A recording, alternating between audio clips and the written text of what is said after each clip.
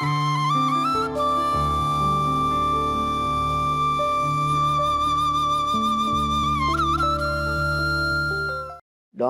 தொலைக்காட்சி பார்வையாளர்களுக்கு இனிய காலை வணக்கம்.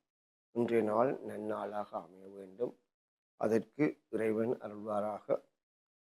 உளநலம் பற்றி சிந்திக்கும் போது எமது முன்னேற்றத்தையும் கவனித்துத்தான் பார்க்க வேண்டும். அந்த வகையில் எவருக்கும் பயனற்றவராக வாழாதீர்கள், எவரும் எம்மை பயன்படுத்தும் வண்ணம் வாழுங்கள் என்ற தலைப்பில் சற்று சிந்திப்போம். I live for myself. I don't care anybody, but I respect to everybody. இது என்னுடைய கருத்தில் திரைப்பட நடிகர் ரஜினிகாந்த் இலங்கை வீரகேசரி பத்திரிகை பேட்டி கொடுக்கும்போது இந்த மெசேஜ் பேட்டி கொடுத்தார், அறிவித்திருந்தார். இந்த தகவலை போட்டு அவர் நடிகர், அவர் அப்படித்தான் வாழும். தான் தனக்காகவே வாழுவார், யாரையும் பொருட்படுத்துறதில்லை, ஆனால் எல்லாரையும் மதிக்கும். அவர் நடிகர், அவற்றை கதை சரி.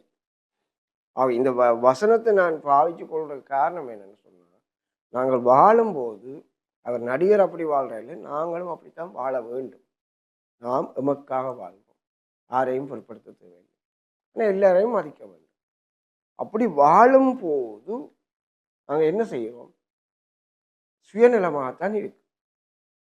அந்த சுயநலத்தை கொஞ்சம் விட்டு விலகி சமூகத்துக்கும் நல்ல செய்ய வாருங்கள் என்று நான் அழைக்கின்றேன். ஆவே நான் ஐ லீவ் ஃபார் மைசெல்ஃப், நான் எனக்காகத்தான் வாழ்கிறேன். ஐ டோன்ட் கேர் எனிபடி, நான் யாரையும் பொருட்படுத்தவில்லை. But I respect to everybody. Rajinikanth சொன்ன மாதிரி சொல்லி போட்டு நாங்கள் தனிக்கு வாழ்வதில் அர்த்தம் இல்லை. நாம் படித்திருக்கோம், அந்த படிப்பு தமிழின் படி யாம் பெற்ற கல்வி இவ்வையகமும் பெற வேண்டும். இந்த உலகத்துக்கு நாங்கள் படிக்க வழங்க வேண்டும், நாங்கள் கொண்டு போகிறேன். அப்போ மருத்துவராக படித்தா மருத்துவர் சமூகத்துக்கு நோயாளிகளை குணப்படுத்தும். பொறியியலாளராக படித்தா பொறியியலாளர் சமூகத்தில் நிரந்தரமான கட்டிடங்களை மாளிகைகளை கட்டி காட்டும். இவ்வாறு ஒவ்வொரு துறைசார் அறிவினர் தங்கள் சமூகத்துக்கும் தொழில் ரீதியாக வழங்கும்போது, நிறுவனங்களோடாக வேலை செய்யும்போது நீங்கள் செய்கிறீங்க. ஊருக்கு என்ன செய்கிறீங்க? ஊரில் உள்ள இளம் சந்ததிக்கு உங்களோட அறிவை கொடுத்து அவர்களை உங்களை மாதிரி ஒரு ஆளாக உருவாக்க முன் வாருங்கள். நீங்கள் மருத்துவர்னா இன்னொரு மருத்துவரை உருவாக்குங்க, நீங்கள் பொறியியலாளர்னா இன்னொரு பொறியியலாளர் உருவாக்குங்க, நீங்கள் சட்டவாளர்னா இன்னொரு சட்டவாளரை உருவாக்க வாருங்க.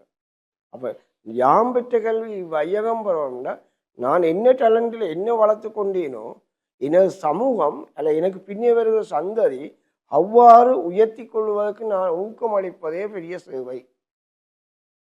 அது கூட மாற்றானுக்கு பெரிய சொத்து, அதை நாம் செய்ய வேண்டும். அப்போ மாற்றார் பயனடையும் வண்ணம் வாழுவதாயின் இவ்வாறு தான் வாழும். நாம் பயனடைகிறது ரஜினிகாந்த் சொன்ன மாதிரி I live for myself, I don't care anybody, but I respect everybody. அது நானாக வாழ உதவும். சமூகத்துக்கு பயனுள்ளவராக வாழ வேண்டும், சமூகம் எங்களை பயன்படுத்தும் வண்ணம் வாழ வேண்டும் என்பதுதான் உயரிய இலக்காக ஒவ்வொருவரும் கடைப்பிடிக்கும். அந்த சமூகம், அந்த ஊர், அந்த பிரதேசம் உங்களை நம்பவில்லை, ஆனால் நீங்கள் அவர்களை நம்பித்தான் வாழுகிறீர்கள். அப்ப அவர்களது நம்பிக்கை வலுவடைய செய்ய உங்கள் திறமை புலமைகள், அறிவாற்றல், அனுபவம், உங்களோட சேவை மனப்பான்மையுடைய இதையும் அவர்களுக்கு வழங்குங்கள். வழங்குவதனூடாக நல்லுறவை பேண முடியும். நான் வாழ்ந்தேன் செத்தேன் என்றது இருக்கக்கூடாது. நான் வாழ்ந்தேன், வரலாற்றை எழுதிவிட்டு செத்தேன். என்ன வரலாறு? ஊருக்கு பள்ளிக்கூடம் கட்டினேன், கோயில் கட்டினேன், குளம் கட்டினேன், சமூகம் வாழ்வதற்கு வழி செய்து வைத்து விட்டு செத்தேன். அப்படியாவது நாம் சிந்திக்க வேண்டும்.